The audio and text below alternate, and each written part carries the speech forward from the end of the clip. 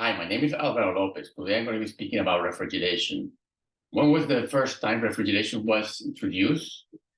According to Wikipedia, it was introduced in the year 1746 by William Collins from the University of Glasgow. He built a small refrigeration system. When was the first time a refrigerator was used in a home? Even though refrigeration has been used since the year 1850, the first time it was used in a home was in the year 1911. I'm going to be speaking or defining what refrigeration is. I'm going to be speaking about some of the basic components of refrigeration system. I'm going to be speaking about some of the tools used to repair the equipment. And finally, I'm going to be speaking about one change in the refrigeration field. There are many changes, but I'm going to be speaking only about one. So what is refrigeration?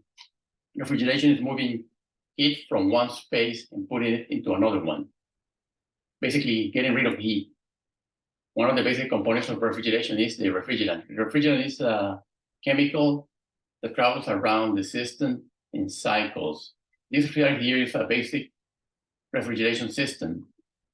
Right here we have the compressor, which is the heart. You can think of the compressor as the heart of the system. And the compressor pumps the refrigerant into the condenser. In the condenser, the heat gets taken out of the system. Then it travels to the metering device, which is another component of the system. From the metering device, it travels to the evaporator. And from the evaporator, it travels back to the compressor, and the cycle starts all over again.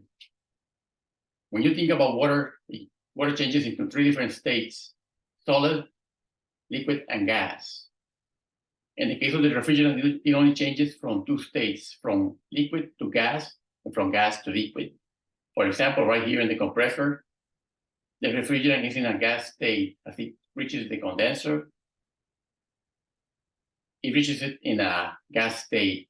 Then it changes into a liquid, and then it reaches the metering device as a liquid, where the liquid gets compressed and then goes into the evaporator. In the evaporator, it absorbs the heat from the product. Then it travels back into the compressor, and the cycle starts all over again. What are some of the tools used to repair the equipment? Here are two examples of the tools used. This one right here is called a multimeter. A multimeter is used to check for volts, amps, and for ohms. It is used because the refrigeration system uses electricity, so this is used to check the electrical part of it. This other tool here is called the compound gauge. The compound gauge is used to check the pressures in the system. In the refrigeration system, there are two kinds of pressures: high pressure, which uses this part of the gauge, and low pressure, which uses this other part of the gauge. And it is also used to add refrigerant or remove refrigerant from the system. What are some of the changes that are taking place? I'm going to speak about one change.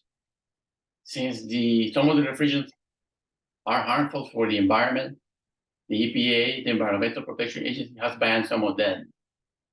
And a new refrigerant has been introduced, which is called CO2, or carbon monoxide. Carbon monoxide has to be in a pure form when it's used in refrigeration. We breathe oxygen and we expel carbon monoxide.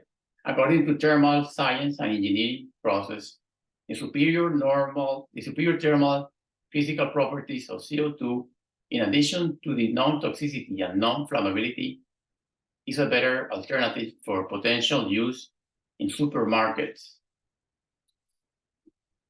In conclusion, refrigeration has been around for a long time and is being used in many parts of our society.